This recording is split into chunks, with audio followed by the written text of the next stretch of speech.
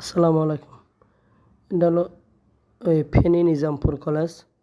ওইখানে নিজামপুর কলেজ পুরোটাই ডুবে গেছে, পানি আরও বাড়তেছে। আজকে এটা 5টার ভিডিও, 23 তারিখ আজকে 5টার ভিডিও। আপনারা সবাই দোয়া করবেন ফেনীবাসীর জন্য, যেন সবাই ভালো থাকে, সুস্থ থাকে। যারা পানি থেকে আটকে আছে যেন উদ্ধারকর্মীরা তাদেরকে একটু উদ্ধার করে।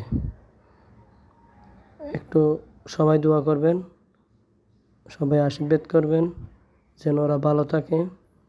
আর ছাত্র ভাইদেরকে উদ্দেশ্যে বলতেছিলাম, যারা যে গাড়িগুলো আটকে রয়েছে ওগুলোর যেন কোনো ক্ষয়ক্ষতি না হয়, কোনো ডাকাতির শিকার না হয়।